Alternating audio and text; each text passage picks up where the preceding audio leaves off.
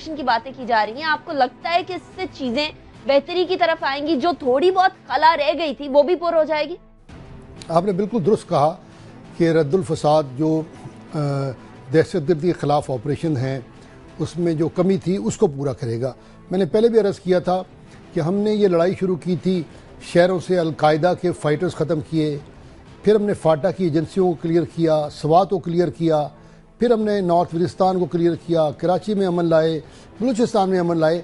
लेकिन ये दहशतगर्दी का जो जिन है ये बड़ा मजबूत था, इसकी जड़ें फैली हुई हैं।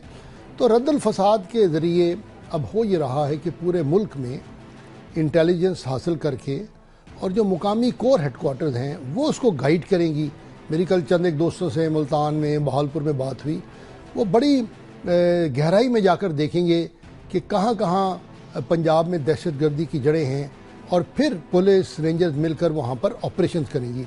इससे होगा ये कि जो बिल्कुल स्लीपर सेल या जहाँ से इनको मदद मिलती थी वो ख़त्म हो जाएगी।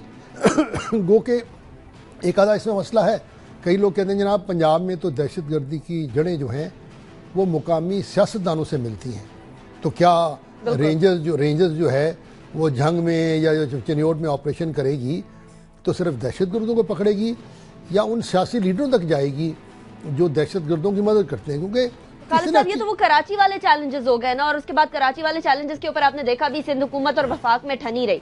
यहाँ तो पंजाब की हुकूमत और वफाक, यानी अभी तो फिलहाल एटलीस्ट 1 साल के लिए या अभी के लिए वही जमात है, वफाक में भी वही जमात है, सूबे के अंदर भी वही जमात है। यहाँ भी क्या उस तरह की चपकलिश जन्म ले सकती है जिस तरह सिंध और वफाक में होती है कराची में रेंजर्स के इख्तियारात के हवाले से? ये आपने बिल्कुल दुरुस्त कहा कि जो तो दहशतगर्द हमें नज़र आ रहे थे, उनके बड़े बड़े ठिकाने थे, सेंटर्स थे, हमने उनको तबाह करके रख दिया है। लेकिन अब बहस यही होती है कि जनाब आपने छोटे लोगों को तो पकड़ लिया कराची में, वो MQM के वर्कर जिन्होंने दहशतगर्दी की थी, रॉ से पैसा लिया था, लेकिन क्या MQM के लीडर जो थे इसमें मुलव्वस नहीं थे? क्या पीपल्स पार्टी ने जो बड़ी करप्शन की उनके लीडर मुलव्वस नहीं थे? उनको तो आपने हाथ नहीं लगाया। किसी हद तक ये बात लोगों की जायज़ है, आप इस फ्रंट पर भी तो चले ना। और इसके बाद फिर और भी चीज़ें हैं, हमारा जो अदालती निज़ाम है, क्या उसमें हम दहशतगर्दों को सही सज़ाएं वक्त पे दिलवा सकते हैं? उसमें भी एक बहुत बड़ी कमज़ोरी है। तो मेरे ख्याल में वक्त आ गया है कि जबकि हमने अपनी ज़मीन को दहशतगर्दों से बड़ी हद तक साफ़ कर लिया है।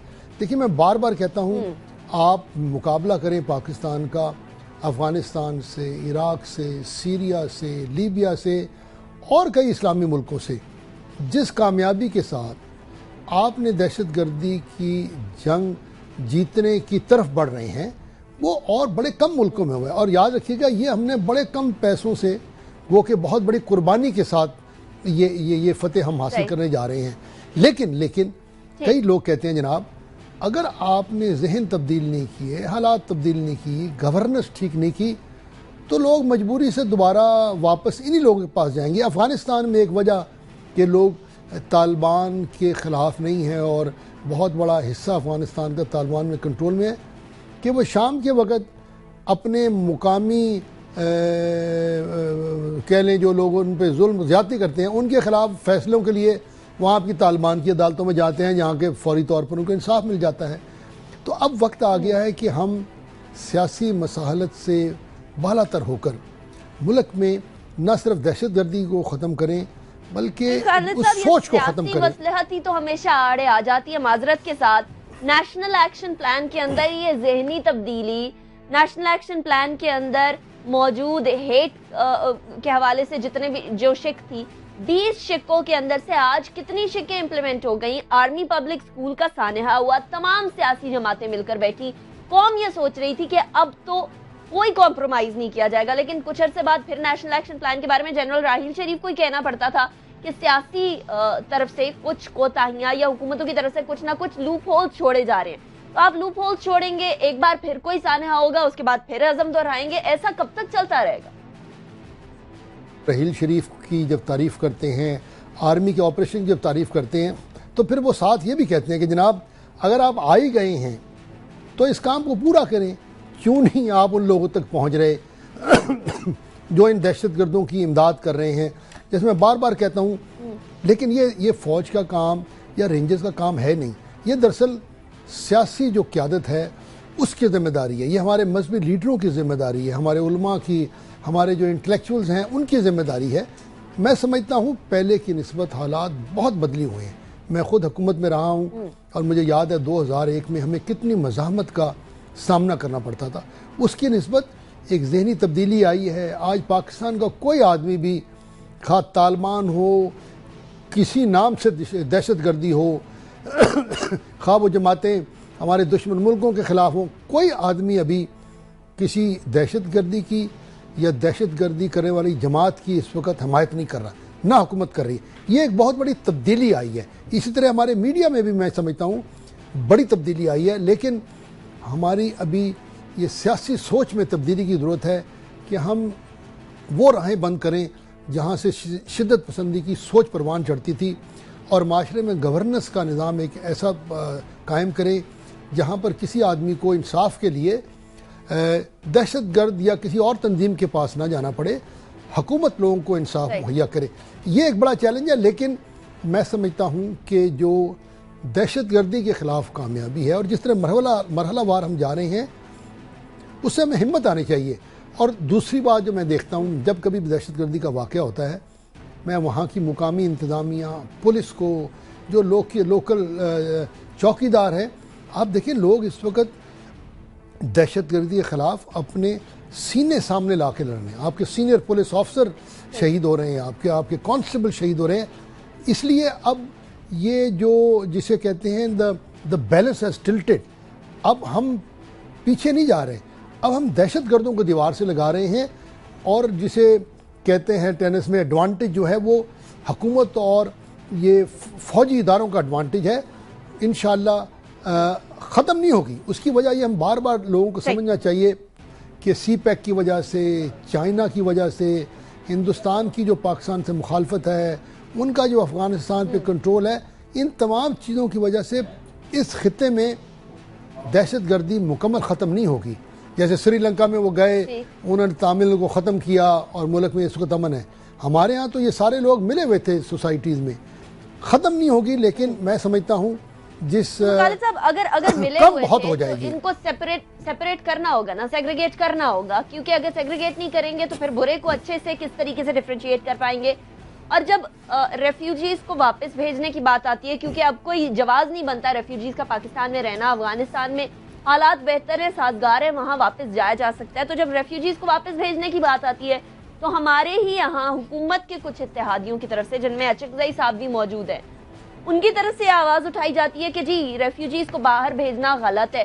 پھر کچھ لوگ کانسٹیٹوئنسیز کے اندر جو آگے سینسس ہونے جا رہے ہیں، مردم شماری ہونے جا رہی ہے، اس کے اندر کہتے ہیں کہ جی بلوچستان کے اندر کانسٹیٹوئنسیز کے اندر ان ریفیوجیز کو شامل کیا جائے۔ جب اس طرح کی آوازیں اٹھیں گی سیاست دانوں کی طرف سے، تو پھر کدھر کا جو ہے اتحاد ہم شو کر سکیں گے، کدھر کا ڈیفرینشیٹ کر سکیں گے ہم لوگ؟ یہ آپ نے بالکل درست کہا۔ دیکھیے ہمیں پاکستان میں ہر آدمی کو، پاکستان کی حکومت کو سمجھ جائیے کہ آنے والے دنوں تک اس خطے میں ہمارا ایک مقابلہ یا مزاحمت ہندوستان اور افغانستان کی طرف سے رہے گی۔ ہمیں اس طرح اپنے حالات کو چلانا ہے اور چلا سکتے ہیں۔ دیکھیے اس وقت دنیا ہماری اکانومی کی تعریف کر رہی ہے، باوجود اس کے یہ چیلنج موجود ہے، لیکن افغانستان کے ساتھ جیسے میں نے کہا ہمیں ایک عملیت پسندی کے ساتھ اور ایک نرمی کے ساتھ معاملے کرنے پڑیں گے۔ مثلا جو تجارت ہے، ہمیں افغانستان کو بتانا پڑے گا کہ جناب یہ تجارت اسی صورت میں ہوگی جب ہم دونوں مل کر ایک دوسرے کے خلاف دہشت گردی میں ایک دوسرے کی مدد کریں، ورنہ تجارت نہیں ہوگی۔ اب دیکھیے اس سے ہمیں بھی نقصان ہے، زیادہ نقصان افغانستان کو ہے، اور جو فوج کی طرف سے یا حکومت کی طرف سے تجارت پہ پابندی لگی ہے وہ اس لیے لگی ہے کہ جناب ہوتا یہی تھا کہ ہم آپ کی بات مان جاتے ہیں، ریفیوجی تو کچھ نہیں کہتے، آپ پھر ہمارے خلاف پوری دنیا میں پروپیگنڈا کرتے ہیں۔ تو we also need to play hard ball. Break کی طرف جانا ہے مجھے، جی بریک کی طرف جانا ہے، واپس آئیں گے، شو کو کنٹینیو کریں گے، اور جہاں سیاسی جو رویہ ہے اس کی بات کر رہے ہیں تو ذرا سیاست کی بات کریں گے، کچھ اور بات کریں گے پینما کیس کے حوالے سے۔ فیصلہ محفوظ ہو گیا ہے، کیا قوم محفوظ ہو گئی یا نہیں؟ بریک کے بعد بات کریں گے۔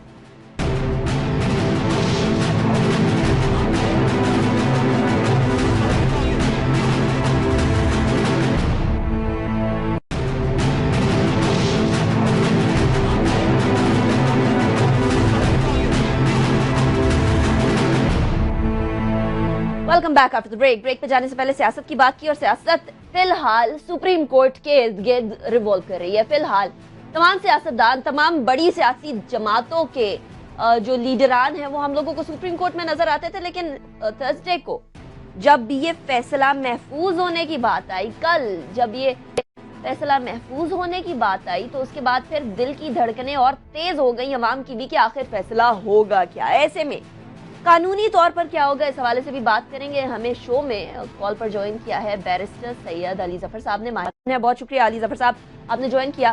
बैरिस्टर साहब, कल फैसला महफूज कर लिया गया, पाकिस्तानी अवाम सोच रहे हैं कि फैसला तो महफूज हो गया है, क्या पाकिस्तानी अवाम करप्शन से महफूज हो जाएगी या नहीं होगी? कानूनी तौर पर आप इस केस को किस तरफ जाता हुआ देखते हैं, किस सिमत में जाता हुआ देखते हैं? बिल्कुल आपका बड़ा इंटरेस्टिंग सवाल है कि क्या ये करप्शन से हमें निजात मिलेगी कि नहीं, क्योंकि इसका केस के लॉन्ग टर्म इफेक्ट तो हो सकते हैं करप्शन को खत्म करने में, लेकिन सवाल ये पैदा होता है कि फैसला क्या होगा, क्योंकि